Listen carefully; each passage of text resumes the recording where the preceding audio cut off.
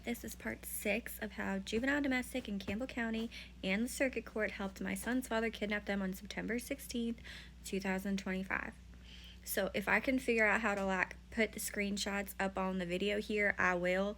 But like I said, I was reaching out to their dad trying to get him to call the place to do the psych eval.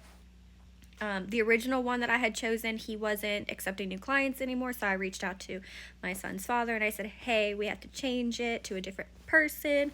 I called the court. I spoke to the juvenile domestic court clerk. She said, okay, you don't need a new order, just get it done by a professional. And I said, great. Got it set up, or tried getting it set up with the new location. Sent him the information. He still will not reach out to them. I'm calling them at this point every single day saying, hey, have you heard from him? Hey, has he scheduled his? Hey, has he given you his insurance information so that I can pay for his? Has he called to pay for mine? Anything. No, he's nothing. Absolutely nothing. He does get a lawyer though. So he gets a lawyer. And meanwhile, I am very pregnant. I found out I was pregnant with our second baby way back in June that year. I had gotten to a domestic violence shelter, and then stupidly went back to him, and then it got a million times worse. So then I ended up fleeing, and I actually got myself into a hospital. I really needed help. I was so depressed and so confused, and the grief was just unbelievable. The emotional and mental abuse that I went through,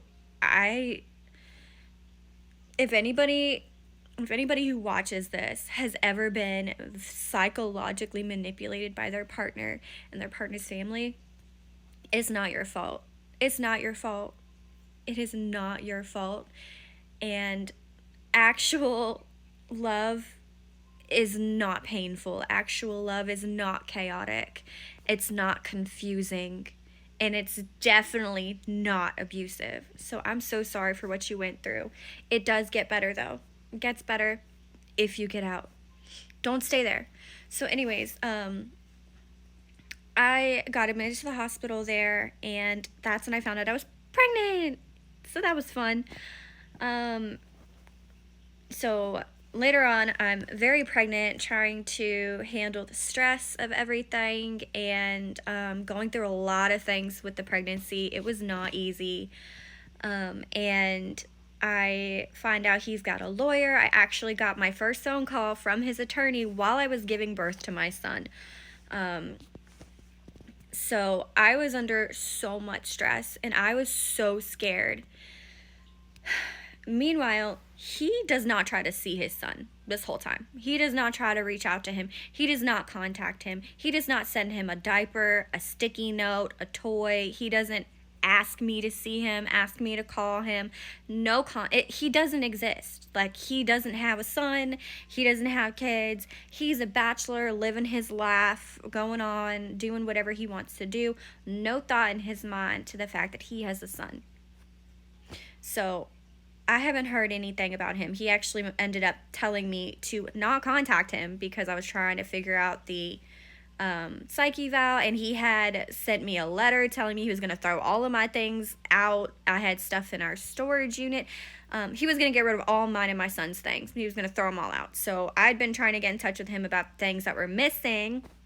I had this little electric fireplace that I'd had for like 8 years, and the heat had gone out in my house, so I really needed that electric fireplace for my son and me.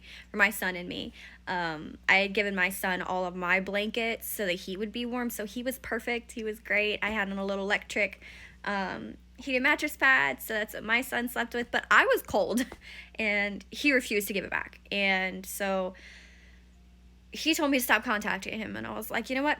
Fine. So I ended up paying for his storage unit still because he wasn't paying for it. Everything was going to go to auction, and he was ignoring their phone calls to get him to pay. So I paid for his storage unit. He's still my kid's dad. He's still my kid's dad. He can be whatever he wants to be, but I'm going to have to answer to my sons on how I treated their father when they're older. And so I want to be the example. Anyway, all that to say, second court date comes around. He's got a lawyer.